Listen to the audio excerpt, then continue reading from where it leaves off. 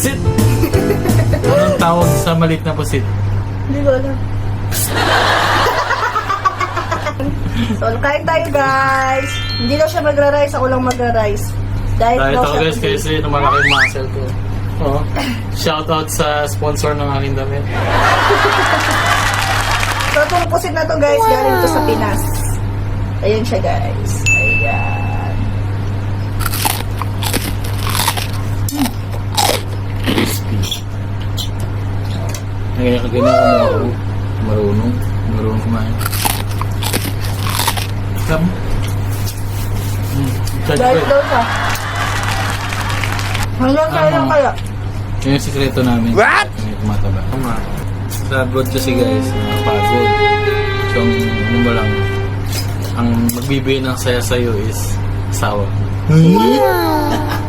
Sana! Asawa mo na dadaldalang ka lagi.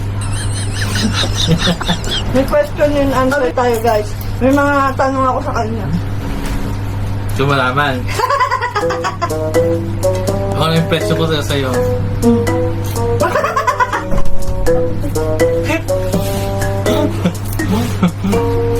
Hindi, ano lang. Hindi naman yung nagpalit ng damit mo. Ba sponsor yun? Ganyan First talaga impression guys, ko sa'yo, pag ano babae. mataray? Mataray talaga. So, malaman ulit. Simple lang. Ito lang. Given na yun sa'yo. Pag-ibig mo dahil. Hindi, sa akin kasi, once na mahal mo yung pamilya, mahal na din kita. Kasi para sa akin, family is life. Family is life. Guys, yung damit niya hindi scripted dyan na. Ganun talaga yung siya magdamit dito pag nasa bahay.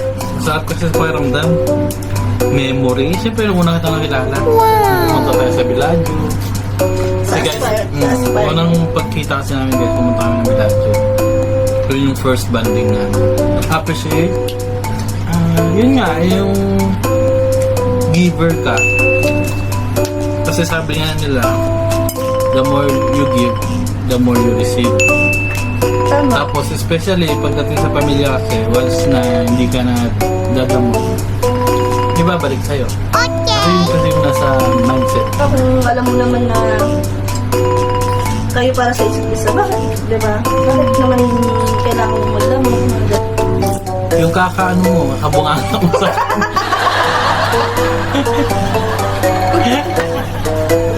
yun yung nagpapalakas ng loob. Hindi nga, yung seryoso. Ano yun? Pag-Tagalog nga. Ano yun? Ano yung Ano yun sabi? nakakapagpatatag sa relasyon natin? Siyempre si Bana. Si Bana kasi, pag nag-away kasi kami guys, matagal tayo nung nag-away naman. Nung ano, hindi naman totally away, parang tampuan lang. Tapos pagdating ng oras na mga alas 2 dito sa Qatar, tapos sa mga 7 AM sa Pinas, tiyatawagan ko si Bana, yung nagkakausap kami dahil sa anak namin. Which is, magandang reason para maging okay kayo mga kasama. Isa lang ang pangarap ko eh. Yung ano kayo ng sarili niyong business na magkasama kayo. Which is, Sayang naman yung goal na ako. yun, Sa pinag negosyo. Paunang Pinay, sa negosyo. yun lang. Bakit? Mahal. Ito yung ginagawa ko na nakakapagtangi sa'yo. Ano, nung tatalikod ka, iba nakiga kami guys. Ito, ano to, honest. Ano yan? Hindi ko yata alam yan. Tatalikod siya pag ano, tapos utos niya.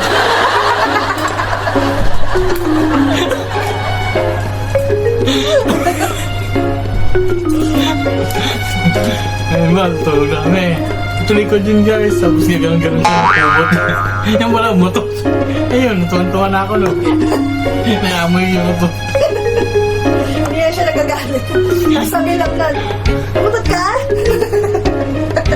Yun naman, nung babaw lang kami na ako guys. Kasi lang, hindi ba kami nag-aaway nito? Away lang, minsan, tataasan niya akong boses kasi ganun talaga kami salita. Pero hindi kami pa nag-aaway bunga nga lang din. No? Yung pag nag-aaway tayo, tangala. Hindi na magsalita, no? Kapag ka Baliktad malandal naman ako, kami. baliktad. Pag loob na sa kami nag-usap. Pag malandal ako, tapos mataas ang boses, yun yung kami, pati kami nun. Pero pag Yung kinasal kami, Ako, Hindi kasi yung parang unforgettable moment. ako Diba? din yun din. Tsaka, Siyempre. tsaka ano talagang kahit na sabihin mo na naging magjowa tayo ng 2 years, parang doon talaga nag-start na nung pinasal tayo, no? Oo. Yun, no? Mag-jowa kasi kayo guys. Ang inisip ko po, bembang. Baliw ko. Ganun pala yung nasa isip mo na musik ka. Oh, at least, yung binimbang ka, pero pinakasalan ka. What? Ano naman yun? Sabi sa'yo, ay.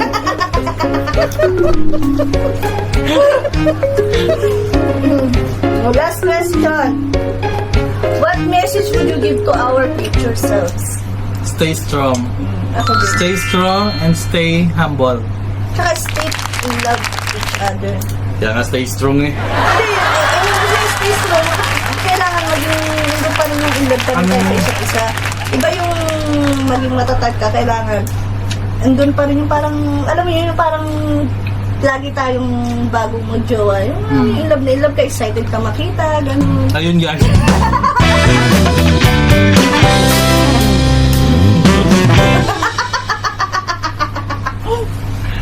Sa akin kasi ang pagiging strong sa amin dalawa, kung sino matapang siya ang strong.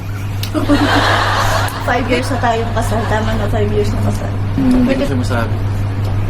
Kasi I cannot describe how much I love you. Titig-tig ka Ikaw naman ah. kinikilig. Hindi kasi, ang pagmamahal guys, hindi mo naman kailangan sabihin lagi yan. Ang dapat dyan, pag mahal mo yung tao, gawin mo yung dapat, hindi yung pag-isip mo, I love you, I love you, I love you. Hindi ako ganoon kasi, pakita mo siya sa ibang bagay. Totoo yun. Yung, para sa akin kasi, yung sa hard work, pagtatrabaho mo, yung pagiging tatay mo na suporta. Dati, madalas ako mag-I love you, hindi na ako nag-I love you kasi Kasi yung words naman, hindi naman yun ibig sabihin na yun na yung ano nyo. basihan. Basihan. Action speaks louder than word. Oo, ganun. Ibig sabihin, mas better pa rin yung action mo kasi para sa sinasabi mo. Pero sa ating dalawa, sino mas madalas mag-I love you? Ako. Sa prank. Hindi Ako- kasi no. Hindi ko alam. Sa ating dalawa, Ako sino siguro. madalas? Oo, ano. Eh, sinong seloso? Selosa? Hindi ako siguro. Ikaw. Good health. Kaya nga sabi nila, health is wealth. Diba? Ang hirap din kaya maging OFW, pero syempre kailangan para sa magandang kinabukasan ng mga bata, no? Nakakatulong siya sa pagbago ng buhay mo kasi nakaipon kahit pa paano. Pero, ang reality, malayo ka sa pamilya mo, malayo ka sa anak mo. Tapos dito sa trabaho, ang ano lang, nasa abroad, trabaho, uwi, kain, trabaho, uwi. Tulad ngayon, kakauwi namin galing trabaho. Yun lang yung daily routine mo.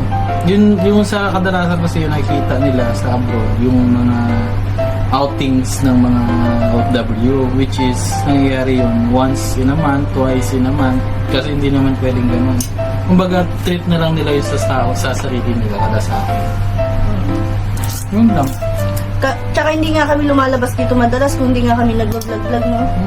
Ito lang talaga kami naglalabas-labas na nitong lately na lang, no? For compilation lang din ng mga memories namin dito sa Qatar. Bonus na lang kung kumita man kami sa mga videos, no? Pero sa totoo lang talaga, di ba? Hindi ko talaga mag-vlog, no? Kaya sabi ko, gawin ko kaya ito, mag-YouTube ako para guys, last. Kainin mo na.